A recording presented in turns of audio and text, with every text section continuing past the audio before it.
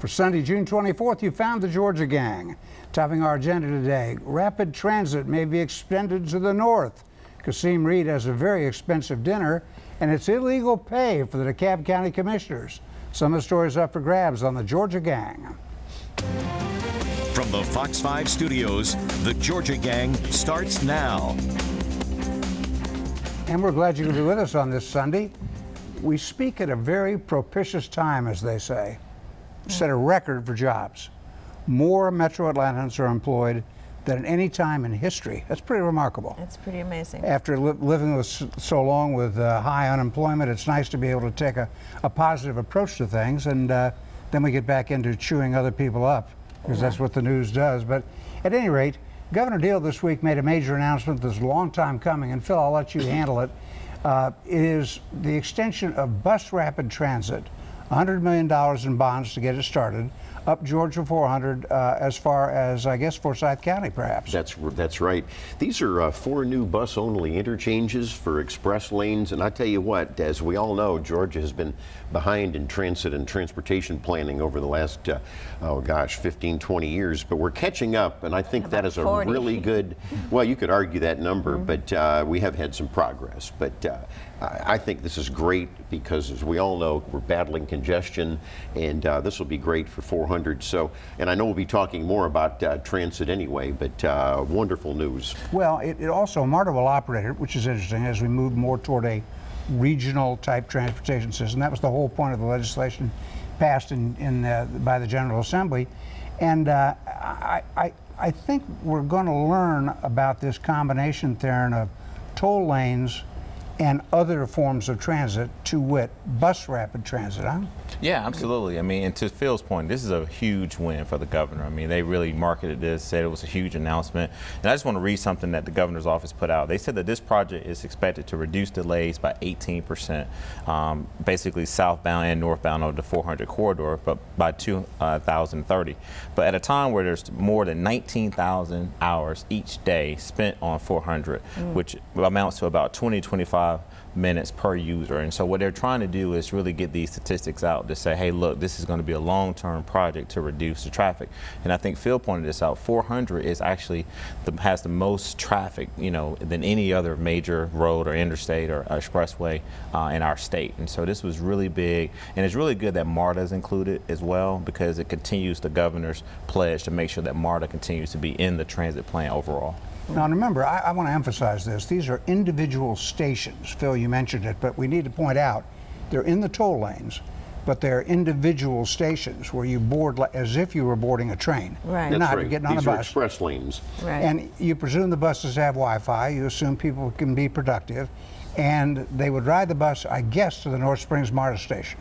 That's right. Which is currently the last stop on the line. So I think it's all good. And then the other thing that we mentioned, record employment in the metro area. It's also interesting that Governor Deal at the same time was able to announce that we have a AAA bond rating, the state does, by all 3 major bond agencies. That's important. That is important to attract more business, to do more business, and also hopefully to pay people more money, because that's what's lacking.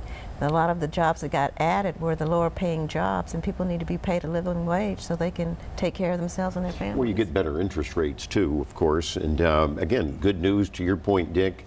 And I think we're only one of 17 states that have this very coveted rating. Right. Sure, because and it's great management. Again, the governor and the legislature, we have a very well managed state when it comes to business. Well, it's also mandated to have a balanced budget too. So. Well, yeah, but you have to do a lot more than just balance the budget to get this AAA well, rating. look, we went through the Great Recession without raising taxes, where most states tried to. It is a classic management job through 8 years of terrible times, and then emerging from the good times, being prudent. I think it's excellent. Now, we've had great relations between the city and the state over the last 8 years, particularly between Governor Nathan Deal and Mayor Kasim Reed, but I sense that's about to change, because Atlanta Mayor Keisha Lance Bottoms this week decided that the city jail, the city detention center, will no longer take detainees from ICE, the immigration people. I don't know why she had to do that at this time, because it makes the city a lot of money, millions of dollars a year. The feds pay the city to house these people in the jail. Yeah, well, some things are more important than money, like family and taking care of children. And some I things think, are more important. The government protects the people. yes, absolutely, and she's trying to protect these children. That's the statement that she's making, that the government... This isn't about children. The children now are being separated, and the fact is there's a contract that the city has with the immigration control Yes. enforcement, and with gang problems in this area, There are no children going to the there's no Atlanta jail. children, thank you, there's no children's children. parents are being sent But why to did the jail. mayor want to rupture relations with two candidates, Casey Cagle and Brian Kemp, who's running for governor? Let's go back. So, Mayor Bottoms was the first to sign this executive order before Donald Trump decided to do the right thing and sign his executive order, which still has some loopholes there. She did it because she said that it was inhumane. She saw what was going on nationally, and she checked with her corrections officer and her team and said, how many detainees do we have? So it wasn't until she signed the executive order where Brian Kemp and then Casey Cagle decided to, for a political... That doesn't make any difference. She violated a contract. Why would she do that? To heck with the rule of law, I it guess. wasn't a violation of contract. At a time where they had, I think, upwards of 200 detainees, she said, let's just pause. Let's not accept any new ICE detainees. That's not in the contract. No, and so what she did was, as mayor of Atlanta, she can push forward that executive order, and really what she said nationally, because Dick, you have said that now this has raised her national profile, and I think it has, and I think it was a lot of courage on her part, because Atlanta is a welcoming city. No, it's cheap political No, games. it's not, guys. Welcoming to who? Illegal aliens? No. It's an inclusive city, it's a welcome city. So I think this has nothing to do, though. Welcoming people is one thing. Welcoming illegal immigrants that may be criminal immigrants that immigration and control want. But when they are detained, these people are actually given the legal services that they deserve. They're treated fairly. They're given all these social services to give them a track towards path to citizenship. So what the mayor was saying is that how the city of Atlanta treats these immigrants and these detainees is fair to basically rehabilitate them, get them back with their families so they can go out and be legal. And besides this was a direct statement to the inhumane treatment that was happening. Well, you can make statements, but you can make statements all you want, but don't violate a contract. It's not a violation. It is. It is. Did you have the contract? Have you seen the contract? And also, have you seen the contract? let me make the point here. No. She's also holding already. She also has detainees in the jail already. Is that wrong? No, it's not wrong. So you can have them there, but no new ones. No, that's what that doesn't make any that sense is the to me. statement That's that well she was said, making. That doesn't make sense. No, That was the Phil. statement And there are that no she- children, by the way. They're parents of children. When ICE goes and picks these people up, who are people, let's not forget that. Illegally here. Okay. They detain them and they give them legal services. They give them care. They give them a lot of different things and social programs to help them with their pathway to citizenship. What the mayor was saying is that she didn't want to be complicit Yes. to what was going on at the national level. And this was a direct evil attempt She to already deter, is. There are already detainees in the jail. All right, one the last federal thing. government was trying to deter these people from coming to the She border. wants open borders. John Lewis No, wants she does open not want borders. open They all borders. want They do open not. They do not want borders. That's open what they borders. want. They do They not. want the end of And nationhood. they set a trap for these people to come through, and they say came through door B instead of door A. Well, so Did Did they were Obama charged do with that? felony. Did Obama do that his last 4 years? Yes, he did. What's the He didn't difference? set a trap for them and Oh. say, I think "Come we on." should welcome them down to the jail and serve them dinner, for crying out loud. One other You thing. should. You're exactly right. Tension between the two sides now. Again, we can't spend a lot of time on this, but Lieutenant Governor Casey Cagle appointed that airport study commission to see if They can the take the Atlanta airport. authority should be Atlanta Airport should be under a state authority. It's just shameful conduct on behalf of these And how do you create a study committee and not have one Person. single senator who represents Atlanta or the airport? This is nothing but a Republican hoax to basically try to show how conservative they are. Basically, I want to applaud Ed Bastian, the CEO of Delta, Phil's friend, to basically come out and say this is crazy and this is... Don't need to do Well, it. he says only what he said was that But- the state will be as corrupt as the city. Well, there's 5 Democrats that were appointed to this committee, and there were No 8 one from Republicans. Atlanta. It's balanced. No They're one going to from Atlanta, study right? it. They're going to have hearings. They'll have all of your Atlanta friends and Ed, no doubt, coming before the committee. And most cities in America have an airport authority. And you saw the headline just the other day, the cronyism again, the corruption over We'll get to the that. city hall. 2 Reed aides get airport positions just willy-nilly. Let's get out. We'll come back to that. We're going to come back to that. The jobs at the airport, the padding of the payroll, and the $12,000 dinner. Farewell to Kasim Reed. Stay with us. Have a question or comment for the Georgia Gang? Visit their website at fox5atlanta.com. Last week, we all displayed a bit of sympathy for Mayor Keisha Lance Bottoms of Atlanta for having to sort of be pushed out of the headlines by former Mayor Kasim Reed.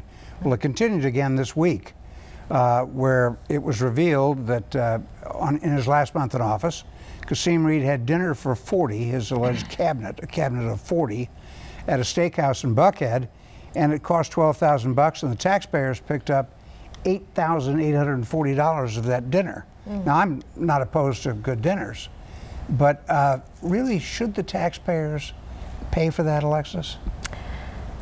Well, I don't know. I think, I mean, I don't know. You don't know. I'm saying that there is a lot of money to be using taxpayers' money to do that. I'm not even talking about how lavish the dinner was. But I'm just saying who pays for it. Exactly. I don't know, because there's got to be some kind of what? Working lunch, maybe? Yeah. I don't know. I mean, Well, I think it would be. Well, done. it's wrong for the taxpayers to pick that up, and it was wrong for Jim Beard to try to cover this up, who was the COO. And this is the type, CFO, thank you. And this is the type, again, of cronyism that I discussed. Well, you know, looking out for your friends and to heck with the taxpayers. Well, no, he wasn't out for his friends. Jim Beard tried to do the right thing. He put the booze and the wine on his personal credit card. Let's be clear there. Let's let him off the hook. That's the right thing. Right. But the taxpayers got stuck for the $8,800 Well, the wrong thing was the whole thing. The rest dinner. of the food. Well, but dinner. then they were solicited. The cabinet members were solicited, Theron, to write a check to pay for the dinner. They thought, some of them did anyway, and to buy a $17,000 watch for His Honor Kasim Reed. The one thing I want to point out is that neither myself or Mayor Lance Bottoms was at that dinner. Let's make sure that's clear. And so, You didn't chip in for the watch. No. So definitely didn't chip in for the watch. Definitely didn't attend the dinner. Look, I think that the thing that's so unfortunate about this whole situation is that the mayor, in his statement by our good friend Jeff Dickerson, said that it was something that he didn't plan, and also that it was a way to celebrate these cabinet members, many of whom had served him for the entire 8 years. But it's unfortunate that the optics of it is really bad. I mean, when you are spending $8,100 of taxpayers' money for a lavish dinner at American Cut in Buckhead, it's very hard to defend. And so I think that this is just another distraction from this mayor who is moving in the right direction. And I think Mayor Bottoms' comment was, you know, she's at a time when she's trying to pass a budget unanimously and move the city forward. Well, she's not going to spend time on these distractions. Two quick things, again, with pushing her out of the headlines. First of all, we found out this week that Tracy Reed, the mayor's brother, the former mayor's brother, still owes $8,800 on his water bill. And Phil, you mentioned the two key aides to Mayor Kasim Reed, who were given jobs at the airport, one in VIP planning and one in something else, but they're six-figure jobs, big jobs. And the airport manager obviously wasn't appreciative of that, and this is cronyism that it does go back to over 30-plus years, and this should not be continued. I hope Mayor Bottoms will be making a statement on this. There was no... Can you say airport authority? Well, it was a great advertisement to have a state-run airport. So that these political jobs will be ended. We want merit in these jobs. Don't you want merit? You want merit, don't you? Yeah, but let me ask you a question. Yeah, okay, Phil. I'm glad you agree. No, but Phil, you know, when our friends over in the state, and we know that there are certain jobs that people get in certain key positions that have left the Deal administration. I'm not going to get into all of them because there's about 5 of them. In the private sector? No, they go into the public sector. Some of them go to the lottery. Some of them go and run, you know, chambers and go run the Georgia Regents. I don't hear you coming on this show criticizing. Oh, I will. I think people have to have merit. Yeah. I think people have to have merit. But the reason candidates do have merit. Yeah. Well, in the meantime, I'm not sure that's true. The point that I want to make is this. I think that the two individuals that have been brought out are clearly have the experience and the merit to do the job. And this is not a tactic or a way to reward loyalty in people who work hard for administrations. Governor Deal did it. doing Well, we're talking. You're trying to get. Well, you are shifting the argument here. The airport should not be just for filling in favors for people in selected jobs. It is the most. It's the world's most efficient and most effective airport. We got to get out. No thanks to the corruption that's being investigated. What corruption? There's a corruption investigation over airport contracting right now. Yeah, but I mean, but this has nothing to do with two people getting a job that they deserve. Cronyism is the stepchild of corruption. Answer my question. Does cronyism go on at the state? Does it go on at the state? It goes on in every branch of government. What's that got to do with the airport? Yeah, but say that. But I haven't. I have exposed corruption in almost every area of government over the years. It overshadowed Keisha Lance Bottom's budget as well, which sailed through City Council. And was a good budget too, with lots of good additions and. Yeah, and it got virtually no coverage because Kasim Reed still remains the focus of the city's attention. It got coverage, and your good friend. Not enough money for first responders. 3.1% raise. It was big, and even City but Council President Felicia Moore double the amount of money basically for the said arts. in 20 years, this is the smoothest budget process she's ever seen. And that was a good quote. Thank you. You're right. I'm sure you wrote it for her. We're not going to get to the DeKalb in this segment. We'll try and squeeze it into the political segment. When we come back, those pay raises in DeKalb were illegal. Stay with us. Have a question or comment for the Georgia Gang? Visit their website at fox5atlanta.com. And don't forget us on Facebook and the Georgia Gang channel on YouTube. In DeKalb County this week, Attorney General Chris Carr decreed that the 60% pay raises given to the DeKalb County Commissioners by their own vote was illegal, period. Done under cover of darkness, wasn't on the agenda, violated the State's Open Records Act. I wish CEO Michael Thurmond had agreed with our Attorney General and had vetoed that. Well, he could, we're not sure to this point. I forgot to ask that. No, we did. We did check it? Did we check that? No, we did check it. He could have vetoed it. Well, one thing he didn't accept, because there was also something on the table for him to accept the raise, which he denied, but he didn't veto it because he wanted to let what exactly happened happen, and that is he did not want to veto it because. But that was a rare mistake. No, it wasn't a mistake. You still could have gotten an opinion from the Attorney General's office. It was true diplomacy, and at a time where he has to work with these commissioners, at a time where he just basically gave $660 million in tax cuts to release to the DeKalb County residents. That kind of got overshadowed this week too. But you wrote a really good article about that. That pointed it's it out. the only tax relief I've seen on the horizon. I mean, we're talking every about other government. Well, wait, the million. Atlanta School Board is going to roll back its millage rate. Kudos to the Atlanta School Board. Phil, in Sandy Springs, how long you been in the city? 10 years? That's right. And a 10-year fight has ended. The Supreme Court of Georgia said no to nude dancing and alcohol in your city. That's exactly right. What are you going to do on Friday? Any more harmless pleasure? Everybody, everybody can go to other counties, I guess. Oh dear. Oh yeah. We'll have a little free time. Sorry, Phil. All right, now politics. The daily drumbeat between Casey Cagle and Brian Kemp in the Republican runoff for governor is getting a little intense, getting a little angry. They're after each other. Yeah, for sure. And I noticed that Kemp's latest attempt appears to be to portray the lieutenant governor as a play-for-pay guy, as a guy who puts campaign contributions ahead of good policy. Would you say that's his tactic, Phil? Well, yes. Brian Kemp came out of his own mouth. Brian Kemp did a $1 million ad buy, and I would say politically, I'd like to hear your point of view. I haven't seen the ads yet, by the way. Well, the ads started Friday morning, and they're very good. In fact, the Kemp ads allude to the Casey Cagle scandal with regard to the tape that we've all been discussing. But let me just say this. I think this is the most important week coming up for this runoff. And I say that because early voting starts in July 4th. Nobody's going to be paying attention to anything. I think both the Cagle and the Kemp camps are going to have a very important week with TV. And I think maybe by the end of the week, we might know, because you have to bank, you pointed this out recently, both sides have to bank early votes quickly as a cushion for what happens on July 24th.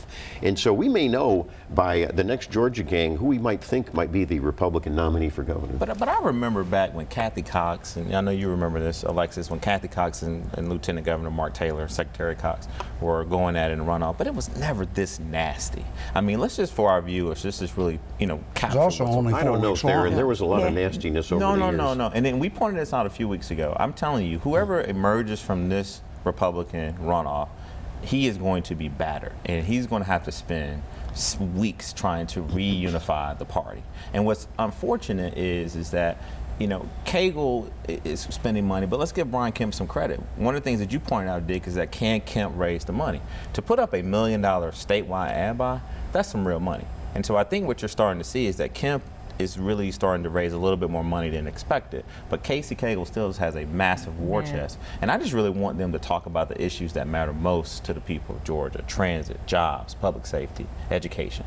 Those things are just being overshadowed in this Republican runoff. Well, I think they turned to that in the general election against Stacey Abrams, the Democratic nominee. I think that just as Kathy Cox and Mark Taylor, that you recalled, was an intramural fight, this is an intramural fight. Right. And this goes on all the time. I would love to get Alexis's take, though, on your point that Republicans are beating themselves up. Of course, but, you know, just like the Ossoff Handel race a year ago, there was a great unifying factor of Republicans of all stripes when it came to the general, because Ossoff's negatives were so high. I would maintain that Abrams's negatives can be really raised very quickly after this runoff. Well, that's going to be their intent to do that. But I think while they're fighting amongst themselves, she is really taking care of business, getting people registered to vote, getting people ready to go vote early. She got an endorsement from Vice President Joe Biden. And promoting socialism, mental health. In the background, social capitalism, in the background, the Republicans, it's not being noticed because of the Republican runoff, but the Republicans are trying to undermine Stacey Abrams on her personal finances. Yes. Calling for the release of her taxes, that sort of this steady drumbeat, which I think sets the tone for the general election campaign between Abrams and whoever is the Republican But there's nominee. been a little bit of that too. I made a quote early on in the AJC where I said that the races for Republican, on the Republican side and Democratic side, is going to be about personal finances and personal conduct. Let's not exclude that both candidates, Kemp and Cagle's, got some issues with personal finances and personal conduct as well. And so while they are trying to amplify all three of them do. Yeah, all of them do. So, but I don't want to exclude those two individuals, because if we're going to say that about Stacey Abrams, we got to be fair critics here and say that there's also some concerns on the Republican side as well. All right, got to get out. When we return, winners and losers. Stay right here. Time now for the week's winners and losers. And we will start with the winners and losers with you, Phil. Well, thank you. I am going to make, again, as we talked about in the earlier segment, the Airport Authority Study Committee that was named by Lieutenant Governor Cagle. I think whether you agree with that or not, it needs to be studied, look at the pros and cons, and let people decide. And I think that a couple losers, Mayor Bottoms, I wish she had not done what she had done with regard to no more ICE detainers. She could figure that out later, and I think she does need to maybe repair some relations with the two GOP governor candidates. You know, I think the loser also was the biased media coverage over this whole thing. I think you're a journalist, Alexis and Dick and Theron. We should have had a lot more objectivity, because as we pointed out, I think a lot of this goes back to previous administrations, starting with Clinton, where this policy handed. And you know, my winner, it was Charles Krauthammer, who died at age 68, a great conservative thinker and Pulitzer Prize winner. Yeah, I agree with you there. With George Will and Charles Krauthammer, they were the deans. All right, Alexis. Okay, I'm going to congratulate Mayor Keisha Lance Bottoms and City Council President Felicia Moore on passing this wonderful budget that they did with increases. They doubled the arts funding. I need to hurry up. And congratulations to this city. Is looking forward to a good year with them. And then also want to salute Averita Hansen, who is an attorney. And she assembled a panel for the Georgia Bar Association to get continuing education credits to learn about two iconic civil rights Georgia lawyers, Donnelly Hollowell and C.B. King. And it was a great program, great presentation. You were part of it, too. Yeah. It's good. All right, Theron? Congressman John Lewis is going to be my winner, and all the House Democrats who led a peaceful protest this week in Washington when they brought all these children on the floor of the House and demanded that this president sign an executive order. So I want to commend them. Secondly, definitely Mayor Keisha Lance Bottoms for not only working with council to pass a unanimous budget, but as Alexis mentioned, there's $1.6 million in there for potholes. There's a lot in there for infrastructure. Things few $1 million in there to make sure that her IT infrastructure is in place as well. HIV/AIDS treatment. And so this is a woman who is off to a great start. And I also want to commend her with her ICE detainees executive order as well. It was the right thing to do, and it was inhumane. Other winner is going to be Governor Deal. I definitely want to make him a winner. I think what he's doing around transit, $100 million in BRT is big. And then my loser's got to be Donald Trump. At a time where he's basically putting children in cages and detaining them and separating them. Same from ones them. Obama used. And so I definitely want to make him my loser of the week. What he's doing is hurting the American brand, and it's just really disgraceful. I'm going to take issue with you. I think John Lewis's stunt this week at the Capitol was sad. I like John Lewis. I respect him. But his version of hysterical extremism, screaming and crying over a problem that's existed for 30 years that Congress should have solved, is just silly. So but it shouldn't take audio tapes of hearing a 2-year-old crying and begging for his mother. I'm not sure at about the that border. tape. It shouldn't take for this president to do the right thing. Well, and they set it up to be the wrong thing. They set it up to be that way so that it would be a deterrent for people to not even come. The whole thing was a media farce that deserves real examination. We're out of time. Braves are in first, Atlanta United is in first. See you next week on the Georgia Gang. The opinions expressed in this broadcast are those of the panelists appearing in this program.